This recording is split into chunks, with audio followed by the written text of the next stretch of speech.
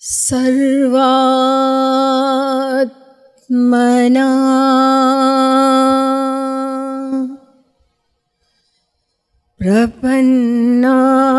प्रपन्नाहम्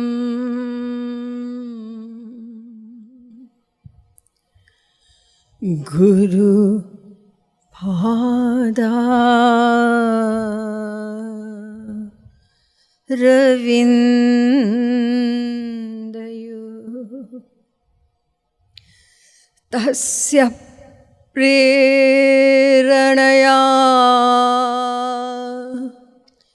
तस्य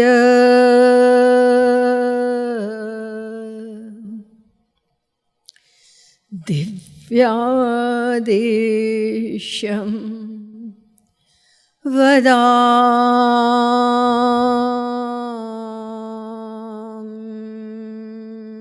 वदाम्यहम्।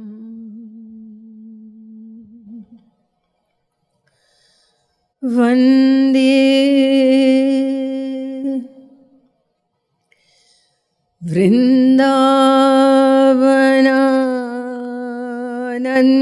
वृन्दावनानन्दा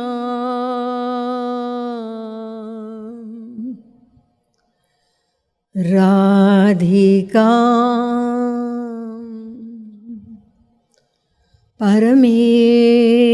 परमेश्वरी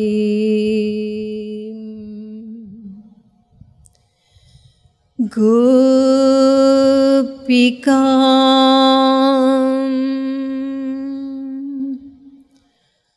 परमां शुद्धा ह्लादिनी शक्तिरूपिणी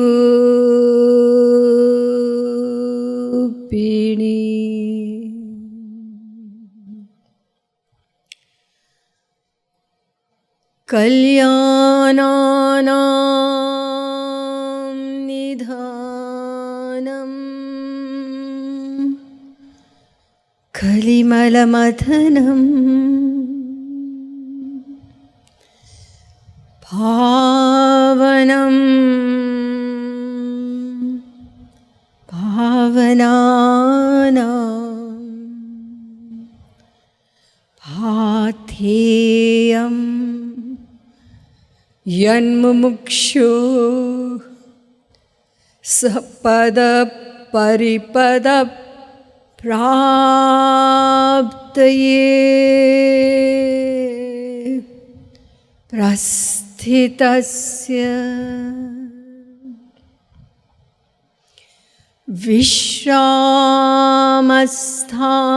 विश्रामस्थानमेकम् कविवरवचसां जीवनं सज्जनानां बीजं धर्मद्रुमस्य प्रभवतु भवतां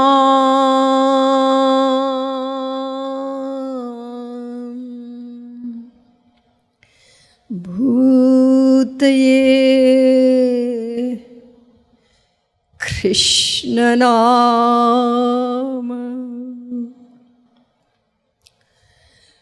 नमः कमलनाभाय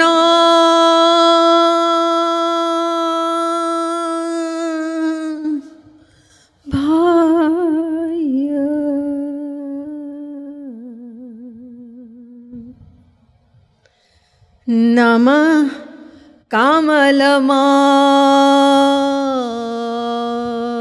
कमलमालिने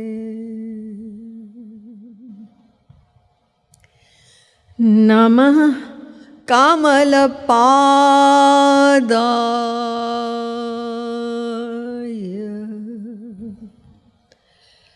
नमस्ते कमलेक्षण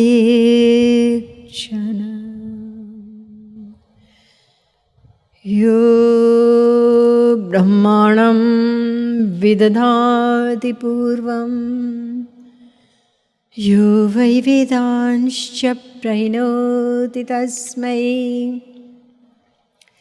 तद्वंह देवमात्मबुद्धिप्रकाशं मुमुक्षुर्वै शरणमहं प्रपद्ये।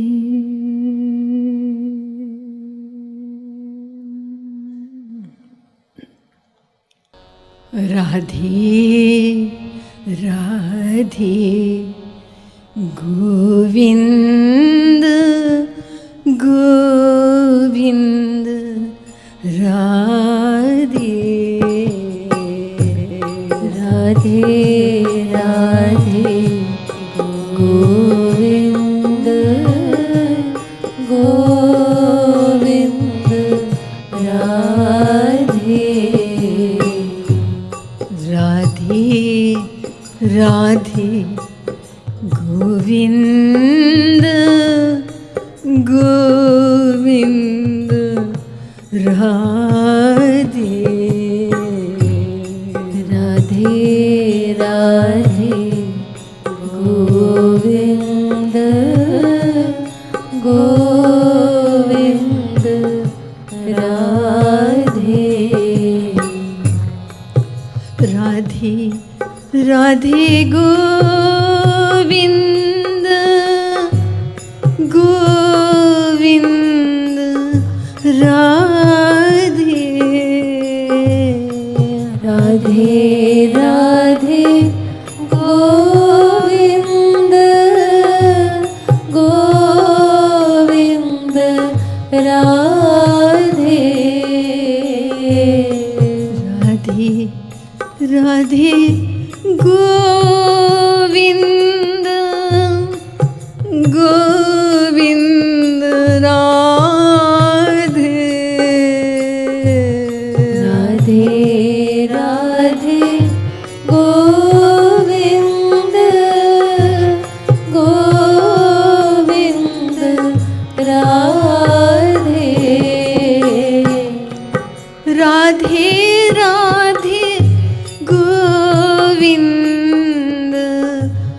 Govind Radhe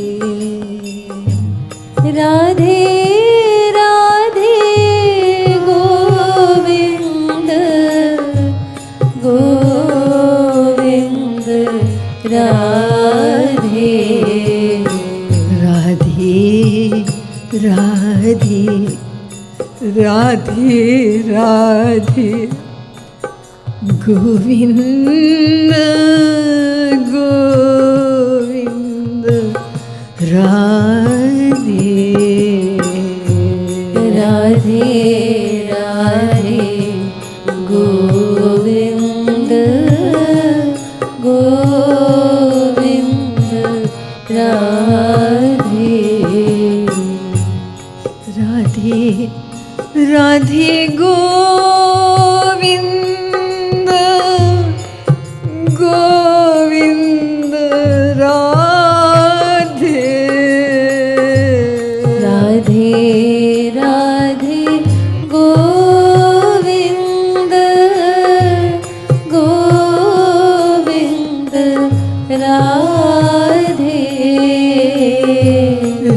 Govind Radhe Radhe Radhe Govind Govind Radhe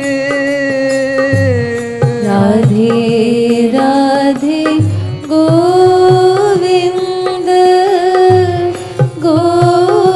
Govind Radhe Radhe Radhe Govind Govind Radhe Radhe Radhe Govind Govind Radhe Radhe Radhe Govind Govind Radhe Radhe Radhe Govind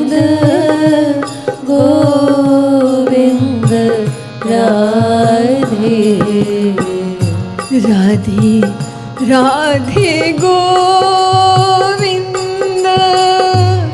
Govind Radhe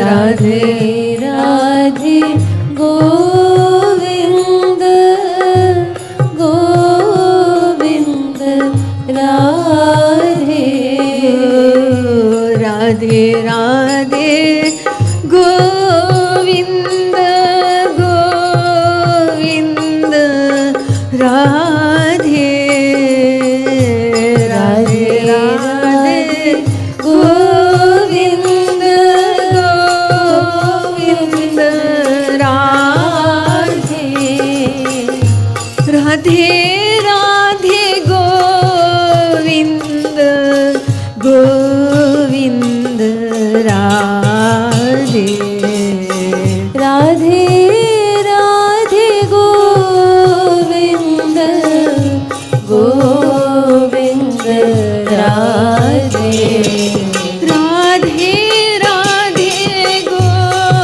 Govind Govind Radhe Radhe Radhe Govind Govind Radhe Radhe Radhe Govind Govind Radhe Radhe Radhe Govind Govind Radhe Radhe Radhe Govind Govind Radhe Radhe Radhe Govind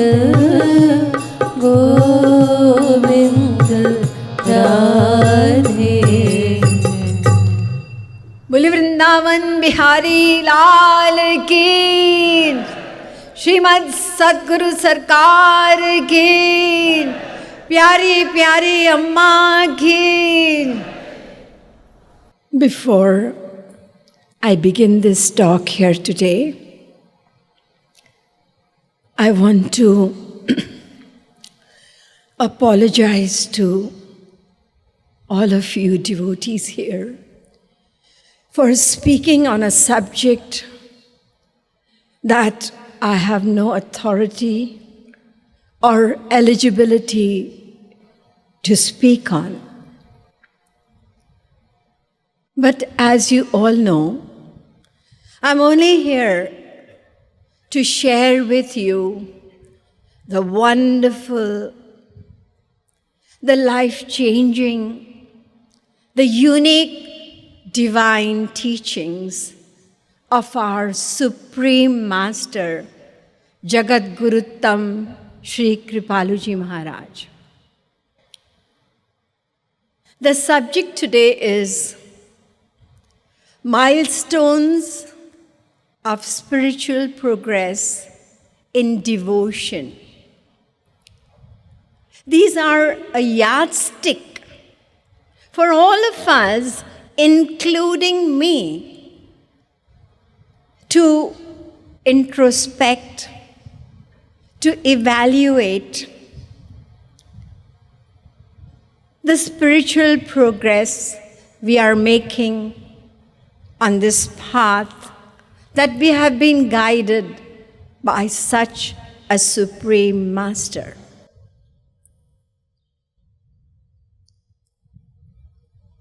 Now, introspection and awareness, these are very, very necessary at every step on our journey if we desire to one day achieve our goal in this very lifetime. Now, let us honestly ask ourselves a question. How far have I progressed on the spiritual path? Where have I reached? Where do I stand?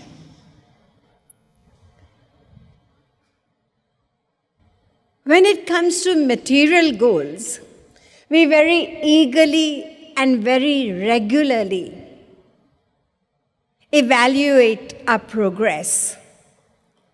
However, when it comes to the supreme goal, the ultimate goal of human life, most of us are complacent. We do not really bother to introspect whether there has been a positive change, whether there has been a transformation in our life whilst we have been practicing the devotional principles set out for us. One of the reasons could be that in the material world, success is known by tangible results. Whereas on the spiritual path, spiritual growth is something which is very subtle. It is intangible. And therefore, sometimes it becomes confusing for us to decide whether we are actually moving forward or going backwards. And it is for this reason that scriptures and saints have laid down certain characteristics, certain qualities that gradually manifest in a sincere seeker on the devotional path. And with the help of these qualities that have been specified, we can ourselves measure, we can decide where we have reached and where we need to improve ourselves. In the Bhagavad Gita, the Supreme Lord Sri Krishna, chapter 16, verses 1, 2, and 3, he literally lists 24 qualities that should be cultivated by a spiritual aspirant in order to attain the supreme goal. It's a very, very long list. 24 here, and in chapter 13, verses 8 to 12, he lists 20 qualities. I think it covers literally everything. Of course, these are qualities that a saint possesses, but we are expected to cultivate these qualities gradually as we move on the path. Beginning with humility, the foundation of devotion, forgiveness, forbearance, compassion, charity, absence of anger, absence of vanity, absence of greed, and so on and so forth. So many. But don't worry, I'm not going to discuss 24 of them. By the end of it, probably we will think, should I give up or not? This is too much. I'm going to only discuss 7 characteristics, 7 qualities which have been listed in a very special book, Bhakti Rasamrit Sindhu. And these qualities have been elaborated upon by Sri Maharajji himself in some of his talks.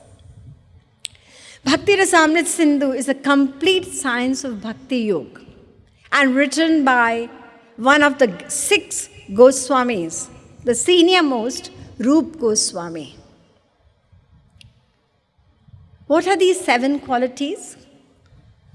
Kshanti, Ravyartha, Kalatvam, Viraktir, Manashunyata, Ashabandha, Samutkantha, Namagane Sadaruchi. This is verse number 1325. Now listen to each and every one of this milestone very attentively. I know I'm speaking at an odd hour, 1:30.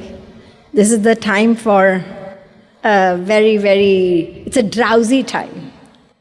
So, but the topic is very important. It's for us, as I said, introspection, awareness. The great philosopher Socrates from Greece said that an unaware life is a waste. We have to be aware on the spiritual path.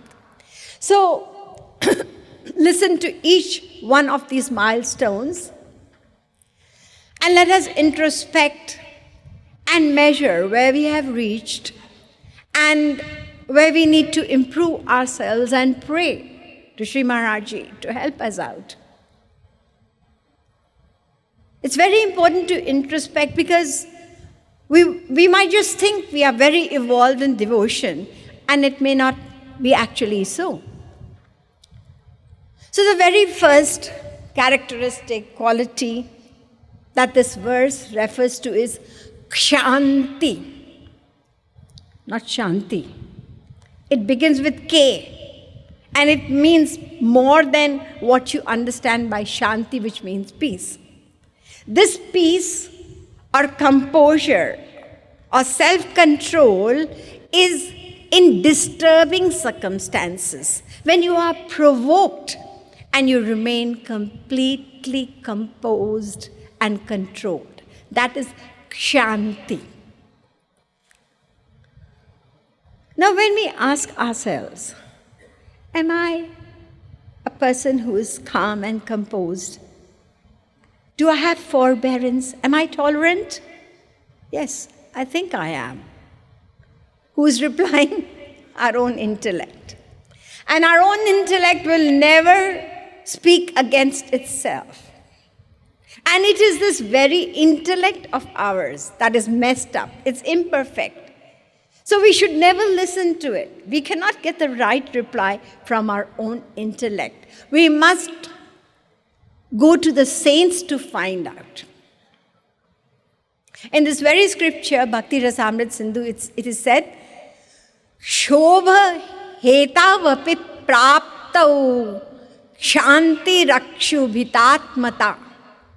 Verse number 1:3:27. Now you want to understand this in very simple way? Sri Maharaji does that.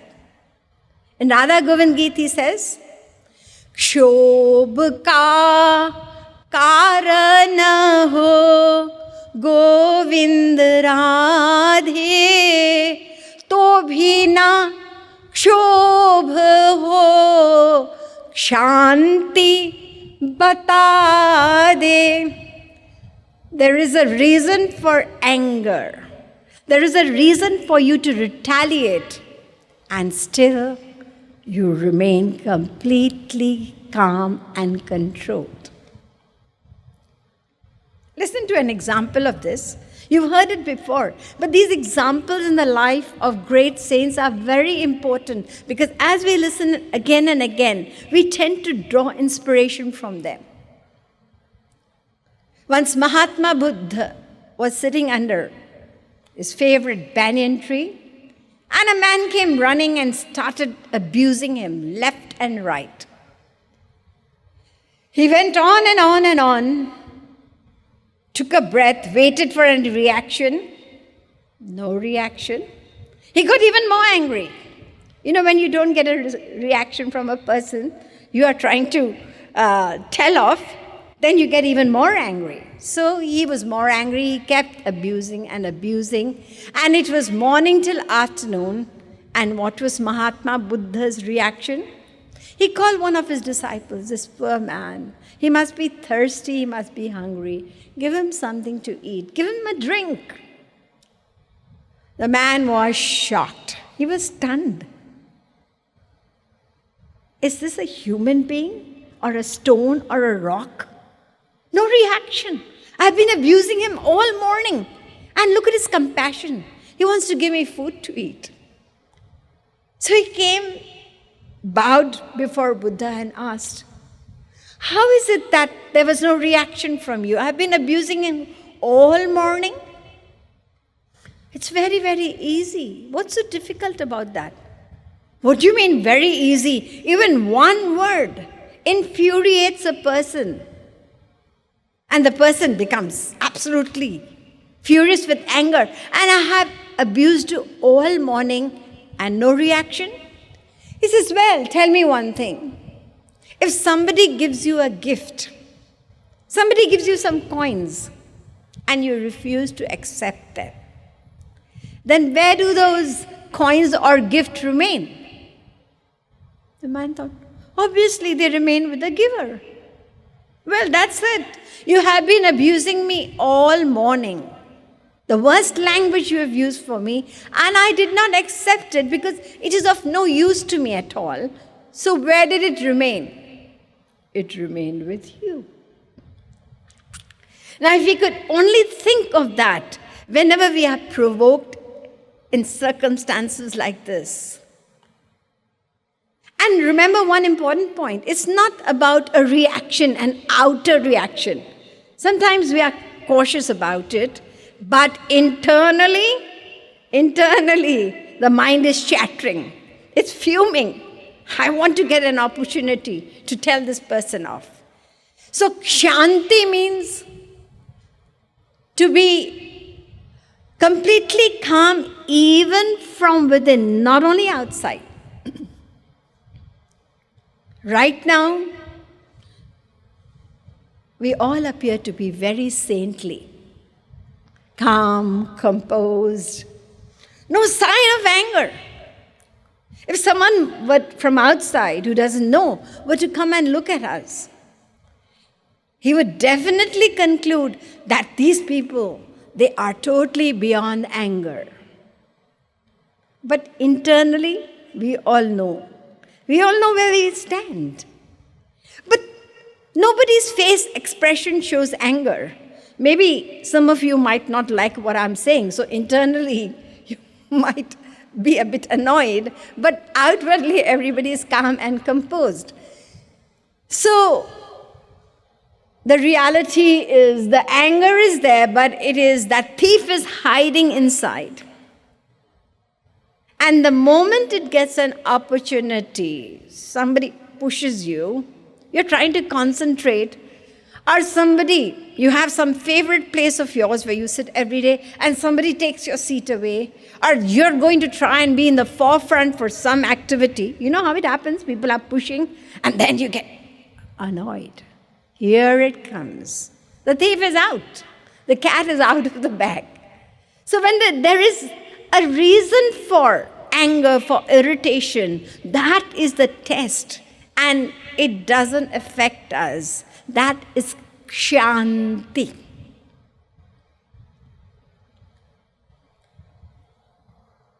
There's a very interesting, not one, many stories of one of the most renowned philosophers of Greece, Socrates. He was born somewhere in 470 BC. The founder of Western philosophy. His wife was very quarrelsome. She hardly used any normal words with her husband. It was always some abusive language. And every time something happened, he always took it very playfully, smiling, laughing, very coolly. Once it so happened that one of his friends or disciples, he was with him in the house, and his wife was screaming away at him, shouting, using abusive language. His friend was shocked, and he waited to see the reaction. And Socrates kept smiling and laughing. And when there was no reaction from him, then his wife got so annoyed. She picked up a big pot of water and she threw the whole water on him. He was completely drenched. Again, all he said, that was just good, perfect. His friend said, what's wrong with you? Perfect? You call that perfect? Are you a man? Come on, take up a stick and beat this woman. Show her that you are a man. What's wrong with you? Don't you understand this is a phenomena of nature, very natural. What happens? Clouds first thunder, isn't it? You hear the rumbling of the clouds. And after the rumbling of the clouds, then what happens? There's a downpour. It rains. This is exactly what happened. Didn't you understand? She was thundering and rumbling. And after that, pehle garji, fir barsi. That's so natural. That man was really stunned by this reaction. So many episodes in the lives of philosophers, in the lives of saints. It all sounds quite unbelievable, but mind you, these are something that we can be inspired from and try to learn from them and gradually put into practice. This calm and composure, which I said is kshanti. When there is repetitive insult, blame or criticism, and the devotee remains quiet and calm, not only outwardly, but internally as well. And that's why we have to be watchful of our own selves all the time. Many a times we are more watchful about other people. That person is like that, that person is like that. But remember, we are all at different levels on this spiritual path.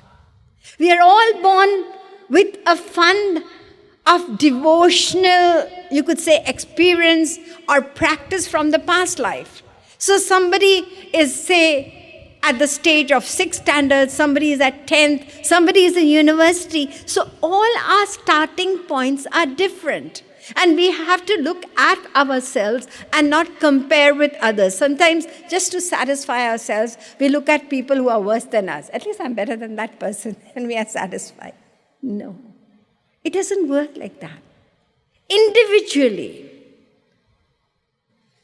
So the first milestone, kshanti, and as Maharaji defines it, kshobh ka karan ho Govind Radhe तो भी ना क्षोभ हो क्षांति बता दे. Second milestone, avyartha kalatvam. Sri Maharaji explains this in Radha Govind Geet again. सदा करे हरि स्मरण, सदा करे हरि स्मरण गोविंद राधे अव्यर्थ कालत्वम है बता दे. To be constantly absorbed in contemplation of Hari Guru. For such a person, any kind of idle worldly talk is like as if somebody has put some mud, some cow dung into his mouth and is forcing that person to eat. He has absolute disinclination towards any worldly environment or worldly talk.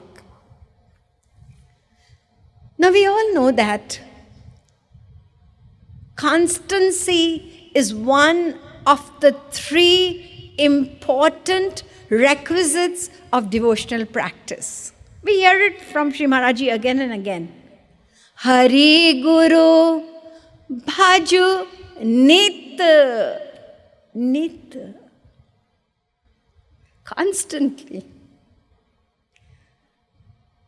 In the Bhagavad Gita, you all know that this important requisite of constancy, Sri Krishna says, I'm easily attained by the one who follows this principle of constancy. So in verse number 14 of chapter 18, he says, Satatam Nityashaha and Nitya. 3 times in one verse, he stresses upon this principle of constancy.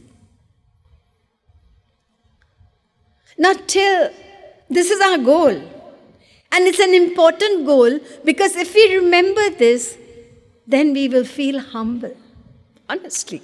We will never ever be proud of our spiritual practice because, yes, I haven't reached constancy. I'm still far from that. And Sri Maharaji says that even if you practice 23 hours and 1 hour, you go headlong into the world, you have lost a lot. Just imagine 23 hours or even maybe more than that. Just 10 minutes, 15 minutes less, 24 hours. So this goal of constancy, it seems to be very difficult, but we have to work on it.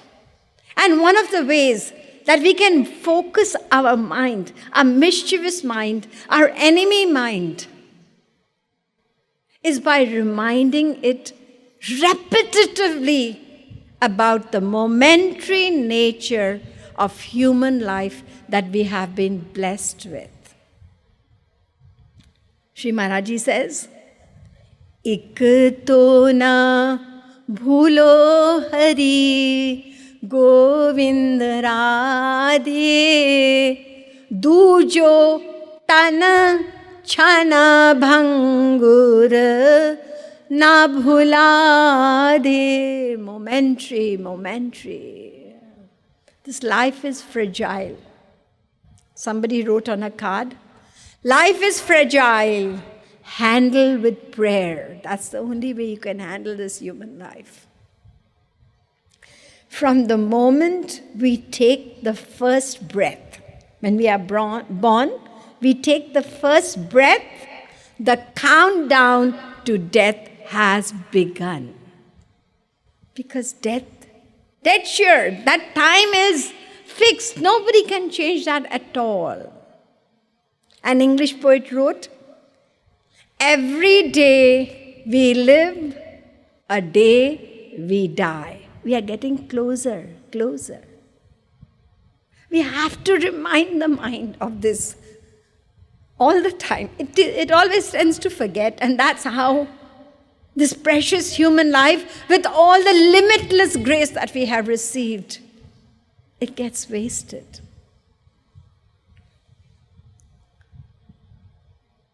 Again, I'm going to talk about Socrates. I like this example of his very much. One man came running to him, very excited. I have to tell you something. He said, hold on. Don't be so excited. Before you tell me what you have to say, have you strained what you have to say in 3 sieves? You know what sieves are? You used it yesterday. Karwa Chauth, that sieve where you look through. So he said, have you strained whatever you have to say in 3 sieves? He says, what sieves? What do you mean by that? He said, okay, listen. Tell me, what you have to say to me, is it true? The man said, well, I don't think so, because I only heard it, so I'm not sure whether it's true or not. Okay. Tell me what you are going to do. The second sieve is, tell me what you are going to say, is it good or not? He said, well, I'm sorry, but it's the other way around. It's not something good. Okay. The third sieve. What you're going to tell me, is it necessary? And that man, very in low tones, he said, well, I don't think it is. He said, then get lost from here. I don't want to hear what you have to say. I don't want to waste my time. Now, this is exactly, many a times we are bubbling to say something. Then this precious moment, we have to remind the mind. It very easily slips away into idle talk. We talk about food, we talk about this, we talk about that. And this precious, and Maharaji says every moment. And that's why he has been telling us for years and years together. I don't know when it's not an easy practice. The only thing that can be constant is what? Our breath, isn't it? We cannot live without breathing. So he taught us, do this. What? Shwas khicho, ra kaho, chodo, bolo dhe, japo radhe. He repeated this line not only when he was doing the Radhe at night, but for years. I remember many, many years back when he wrote down sadhana for my mother, he said that in free time, with your breath, incorporate the divine name. That's how we can get to constancy. Gossip is so, you could say we enjoy listening to gossip. Somebody comes running and says, you know what? What happened? You know that girl who lives next door, who you had studied with? Yeah, what happened? Well, forget it. I'm not going to tell you. Come on, please tell me. You started it and you're not telling me. Now you're even more curious to know. Come on, tell me. Well, if you want me to tell you, I will. Yesterday when I went to the temple, she was chanting the Mahamantra. And you're so disappointed because you were ready to listen to a spicy story about she had eloped with somebody or she ran away from home at all. So, wasting time in irrelevant talk and human life. Who knows about the next moment? Ayu jal bulbula Govind Radhe जाने कब फूट जाए सबको बता दे. Radha Govind Geet is full of these verses reminding us about the momentary nature of human life. जाने कब काल तेरा ticket कटा दे. Doctors tell patients, cancer patients, or those who are really seriously sick, they say, you are a terminal patient now. You know what terminal means? Counted time. Maybe 2 days, 3 days. And isn't it true that we are all terminal? All of us are. Do we have a guarantee about tomorrow? No. Every night, try to remember. We should try and remember. We forget. There's so many thoughts crowding the mind. I may not get up tomorrow. You see, in sleep, that's why sleep, we are dead to the world, completely dead to the world. Who knows, we will wake up. So many people we hear, they died in their sleep. And suppose that happens, we won't get tomorrow. Every day is a new birth. पल का भरोसा नहीं गोविंद राधे जाने कब काल नर्तन छिनवा दे. Whatever we need to do in the world, that's important. And when it comes to the most important thing, we postpone, we procrastinate. We heard so many lectures. Some of them are strong, some of them, Sri Maharaj is pleading to us, requesting us. Make the most of the time. Human life is priceless. And when we postpone things, do we know that tomorrow is going to be a better day? Who knows? It could be worse than today, and at that time, suppose something happens. Destiny, it could be family, it could be health, it could be any problem. And when such a thing happens, then the mind cannot be absorbed in the same way as it can today. I remember the beautiful lines by the Saint Kabir. I think it's in the Guru Granth Sahib. He says, जब लग जरा रोग नहीं आया जब लग काल गिरसी नहीं काया, जब लग बिकल भई नहीं वाणी, भजले रे मन सारंग पानी। अब ना भजस भजस कब भाई, आवे अंत न भजे आ जाई।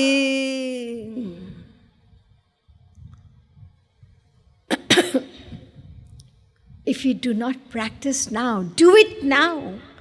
Because if disease comes upon you, if old age comes upon you, if you become so weak that you cannot even chant the name with your tongue, how will you do it? So do it now. The past is gone. Make use of the present, grab hold of the present, and then you will be able to make your future. So, avyartha kalatvam, be very, very alert, be cautious. What we are doing with our time. Every moment, we've got a certain period of time which was decided the moment we were born. And every moment is bringing us closer and closer to the end. And we do not know when the end is.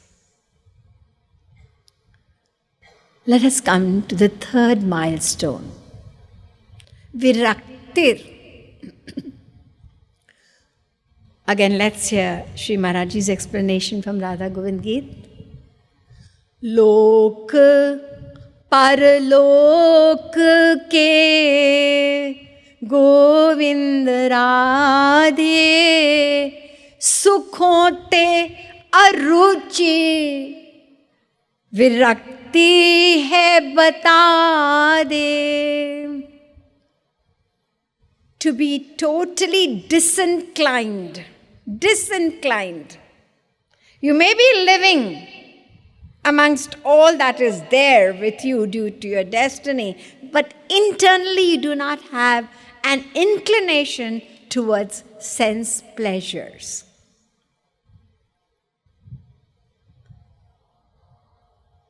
Wherever there is true practice of devotion, this will be a byproduct. You don't have to try. We have experienced it in our lives with the grace of Sri Maharajji. There's a disinclination, a detachment from all that we were doing in the past. As Swami Vivekananda says, bhakti is love for the highest, and the lowest will fall away by itself. When you have something which is higher than what you had before, obviously this temporary material pleasures, they will never satisfy you anymore. Think of a little child. A little child who has gone with his mother to a fair. Mele mein gaya. In that big crowd, he was holding on to his mother's hand, and suddenly he was alone. Now this child kept crying. He couldn't stop, and he kept calling to his mother. People who saw this little child crying felt sorry, and some of them stopped. They said, come on, I'll give you an ice cream. Come, I'll buy you a toy. Come, I'll take you to the beautiful grounds over here. The giant wheel, etc. All that he enjoyed before, nothing attracted him anymore, because all he wanted was his mother. In the same way, detachment and love for that divine mother, for Hari Guru, will automatically lead to this principle of viraktir. Why are we attached to the world? Or anyone is attached to the world? Simply because we delusively think that we will attain happiness here, right?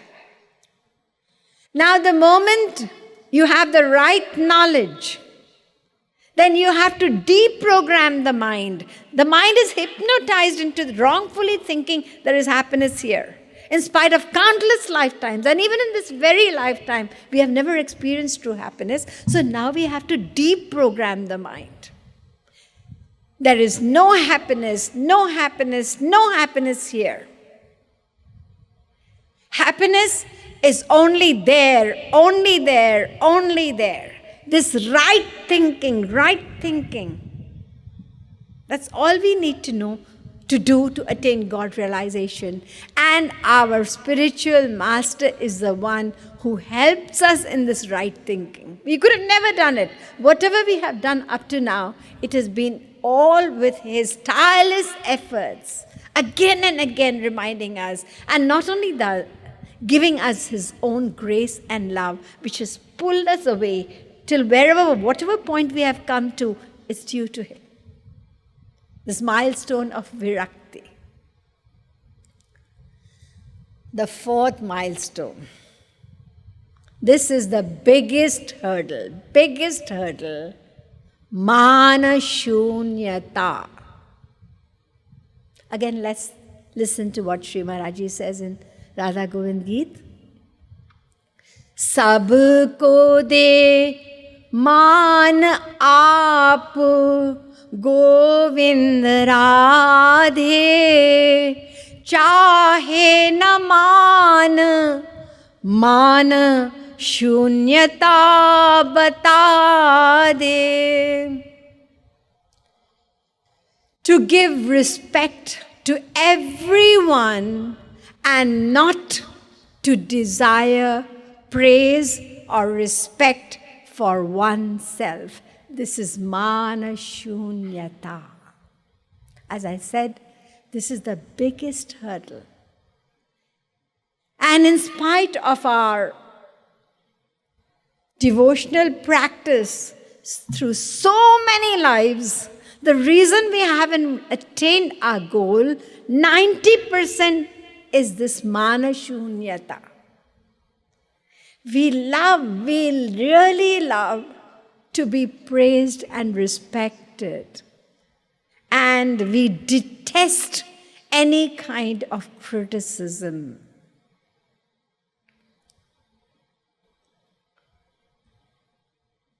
And in the spiritual realm, we are told that the mind has to go the opposite way. We must shirk all kinds of praise and respect, avoid it. And we must seek insult and criticism. How difficult it is. You must have heard Sri Maharaji explaining this milestone. He says, if we are really on the spiritual path, then we will be really upset. The whole day has been wasted. Why? Nobody insulted me today. Just think. Ninda kaniyare rakhiye angana kutir chavai. Give a place to the one who's always criticizing you right near your house, so that when he does it again and again, what's going to happen? He is my well-wisher because he is bringing humility into my life. Humility. You know, humility breathes on the dark ground of humiliation. Whenever you are humiliated, it brings humility. And that's what we avoid, isn't it? We don't want to be insulted or criticized. And we love to be praised.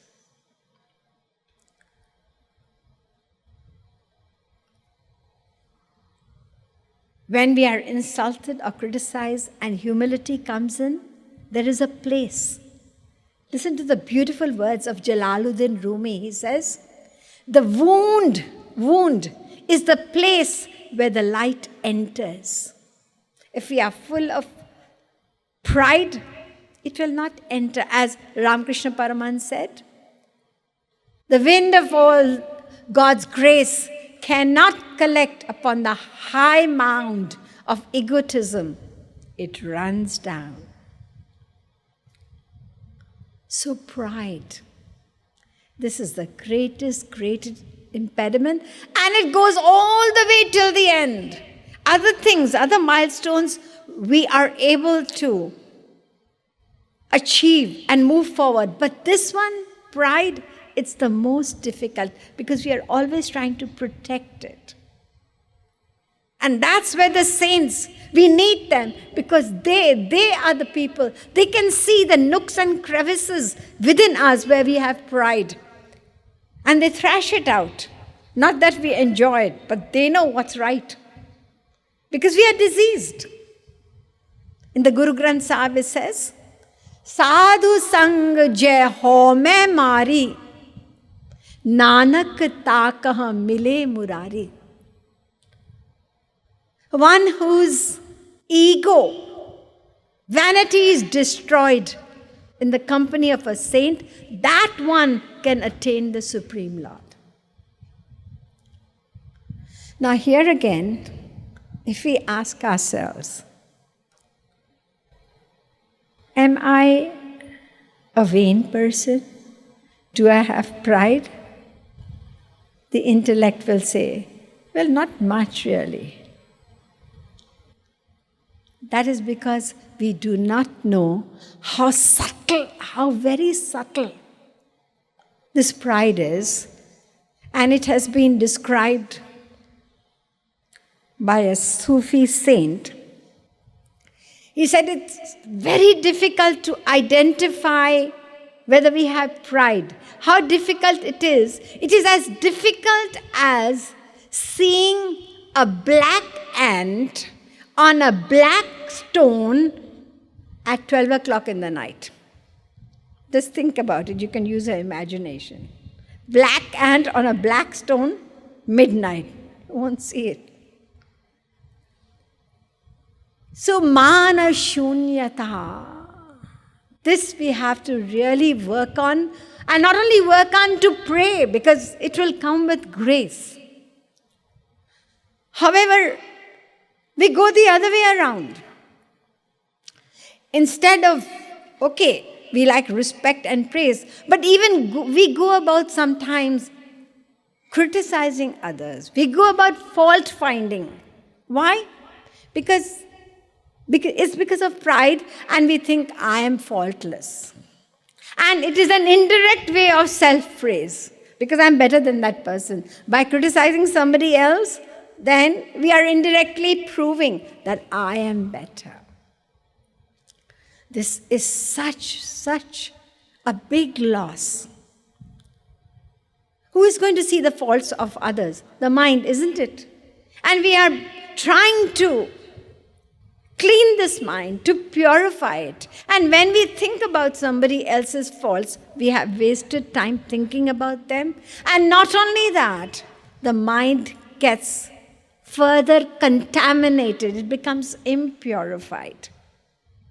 It's a sure proof of pride. And also, the fault that we are looking at, that same fault is within ourselves, we can be sure. That's why we are seeing it. If we didn't have it, we wouldn't see it. This is the formula that we listen to from Sri Maharaj as well. And the loss, you know how great it is? There is a verse in the Padma Puran. Parasya nindam paishunyam dhikkarancha karotiyah tatkritam patakam prapya swapunyam pradadati saha. The one whom you have criticized, what happens? All your virtues free go to that person, and all the faults of that person, they come to you. The verse is saying that. All the sins of that person, you take over, and all your good deeds go to that person. What a big loss, isn't it? Nobody would want that, is it? So, mana shunyata, not to desire respect and to respect all others. And we all know Trinadapi Sunichena, humility is the foundation, And what do we have, truly speaking? If we think about it, which we hear again and again, whether it's knowledge, whether it's beauty, whether it's wealth, whether it's status, it's nothing. We have been insects, we have been dogs, we have been everything in past lives. We have to somehow or the other remind this mind. And Sri Maharaji, his lines are so beautiful. We think we are to be praised, but he says, how can you be praised? What have you achieved? What have you done? Jablo miliona tohi prana dhana. Till you haven't attained the life of your life, the wealth of your life. Sundar Shyama Sujan. Have you attained them? No. Then tablo kaha mana nijmanat maya dhin ayan. You are only a creature governed by Maya, an ignorant creature. So what is there so praiseworthy about you? Think about it. The next milestone. Asha Bandha. Again, let's listen to Sri Maharaji. Avashi milega prema Govind Radhe Dridha Vishwas Asha Bandha Bata de. Firm faith that I will definitely attain divine love in this very life. Not this life, this year, not this year, right now. We have to build up that faith, that hope. And why not? Because we hear again and again that He, our beloved Lord, He is the friend of the humble. He is the refuge for the destitute. He is the savior of the fallen. We don't need to be very evolved devotees. We can be just as we are, but to realize it all the time. That is the main thing. We do realize, yes, my state is really terrible. Many a times, we really feel that we are fallen souls, but it doesn't remain. And that's why Sri Maharaji had to write the line, isn't it? Ho aisa ho patit jo, patit na aapu hi maan. I never accept myself. The moment somebody criticizes, I have self-justification. I feel offended. So that means I don't feel myself fallen all the time. If that feeling were there, then there is no delay in receiving that grace. That is Radharani for us. Sri Maharaji, as Kripalu, willing to give us grace, provided we realize our state all the time. So hope and despair is very dangerous. That's our greatest enemy. And why should we despair when we have such a great spiritual master, Jagat Guru Tam, Rasikvar? We haven't done our bit, but he has been doing it and is still doing it. Barbas Patitana det prem ras as Rasikana sartaj jayati jaya binu karana karuna kar jakar.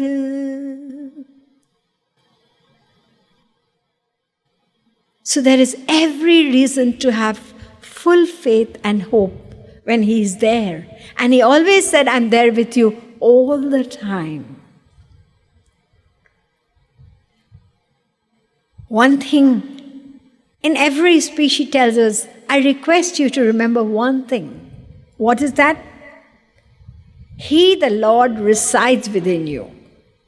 Guru, of course, is there. So they are there with us, and they are there not only with us, but they are in everyone. And when we constantly put this into practice, we have to do it again and again, then fault finding, it will disappear. This judging other people, this is the greatest waste of time. We do not know. Do we know? What is the state of devotion of another person? We don't know at all. And by judging other people, then we are treading on dangerous ground.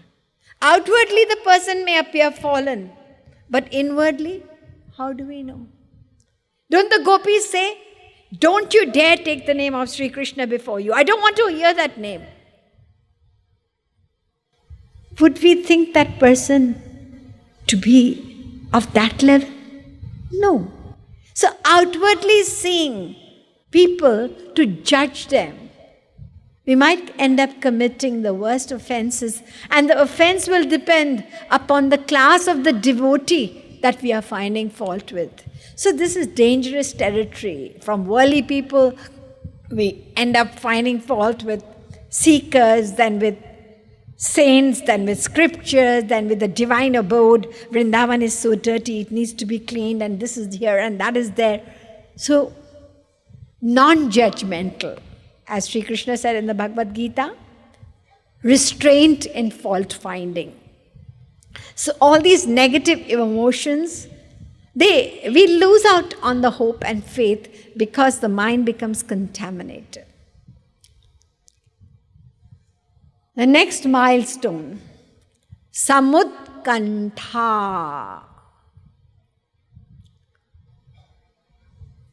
Shri Maharaji says, Krishna daras hetu tivra ichha samutkantha batade, intense longing, intense yearning, intense. A little cry is not going to summon God to us at all. It has to be unceasing. It has to be urgent. Look at the gopis. Their desire for seeing Sri Krishna. Gopi jana lakhi ghana shyama sukh dhama palak banayo kahe kose vidhi bama. This is direct translation of Gopi Geet. Atati adbhavan nannikananam Trutiryugayate tvamapashyatam. You are sitting over here. Our eyes are blinking. Are you aware that there is a gap in seeing? No. But look at the intense longing of the gopis. Even that fraction of a second was unbearable, and they cursed the creator Brahma. Didn't he know that we need these eyes to see Sri Krishna? And this gap, it's unbearable. Longing. Shri Maharaji writes, Jal bina meen jaise Govind Radhe Talphani ur ho to Hari se mila de. The yearning, the longing, the anguish of a fish out of water. The day you have it, you will meet the Supreme Lord immediately. This is the essence. The base of devotion is to reach a state of longing, a longing which we state every morning. अब तो तुम्हारे प्रेम के बिना यह जीवन मृत्यु से भी अधिक भयानक है. Do we feel like that? We are still busy. We eat, we sleep, we enjoy dressing many a times. And this is the state, tad vismarane paramavyakulata. Naradji states in Sutra number 19. The least forgetfulness makes the seeker extremely, there's an anguish within him when there is forgetfulness. So the urgency, there should be an urgency, a constancy, a yearning.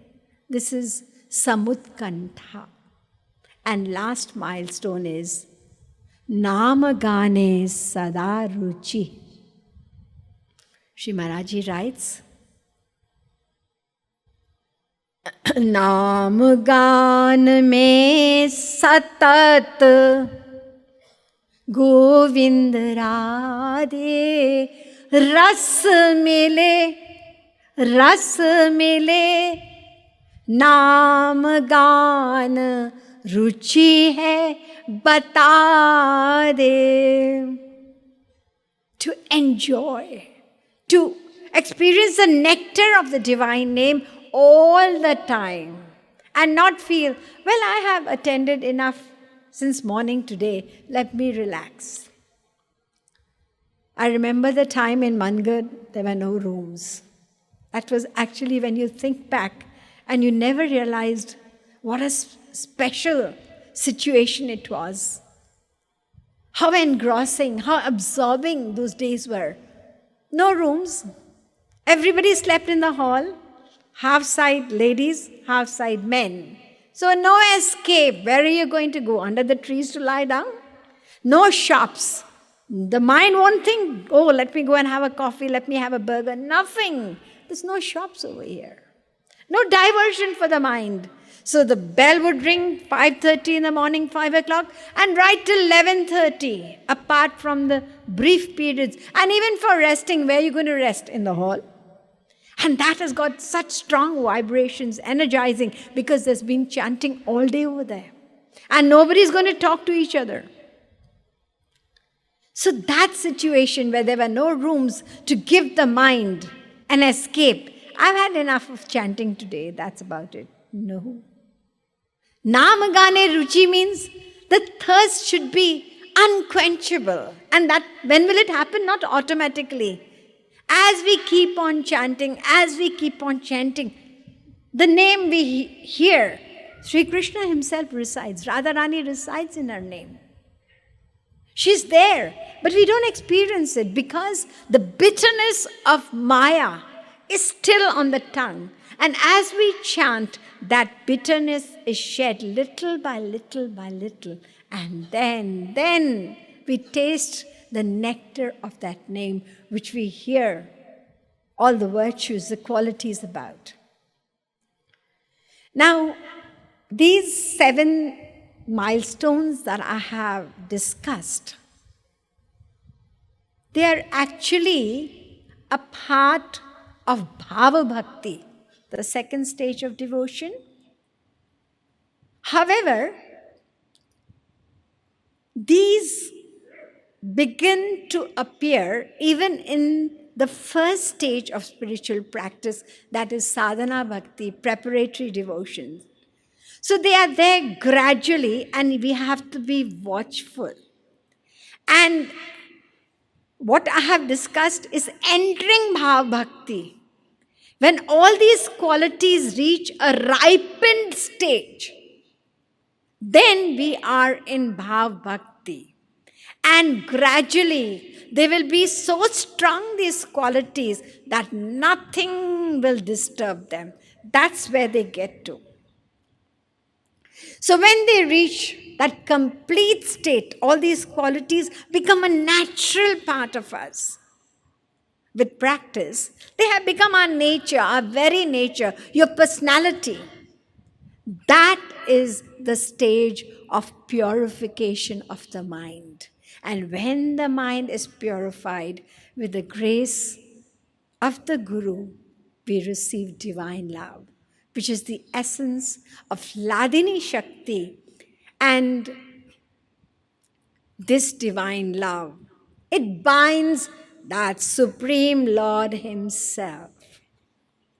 Till we reach that stage, we must continue. And continue not complacently, not lukewarm. We have to pray, when will my heart be on fire? It has to be on fire. Only then that longing should reach that stage, that yearning.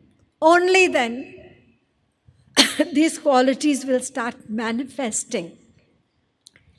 And as I said, when they become a part of your nature, till then we don't stop. And with our urgent, unceasing efforts, that day will not be far when Sri Krishna Himself comes and wipes our tears with His pitambar.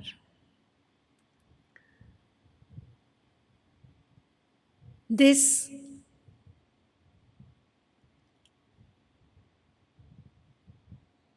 golden, I think golden is the wrong word.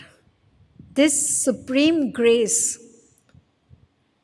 we can be hopeful about it, as I said, because we have such a supreme master who is Jagat Guruttam, who is Rasikvar. What is lacking is our efforts. The past, it's gone, but not gone, because we have a wealth of precious memories with His grace. And with these precious memories, we need to make the most of it, reminding the mind that time is running out. We do not know whether we will be here tomorrow. So the important thing is to remember that life is momentary. This grace is still available to us. And therefore, we have to constantly introspect and become aware about where we have reached. And in order to improve ourselves, the best thing is to be able to pray from the heart, realizing all the drawbacks, all the weaknesses that are still there in the nooks and corners of our mind. I again ask for apology from all of y'all, because please don't take anything personally. I was only here to share the wonderful teachings of Sri Maharaji, and we are here in sadhana, and it is the best time for us to be able to put into practice all these different principles that have been specified by him through other books and scriptures.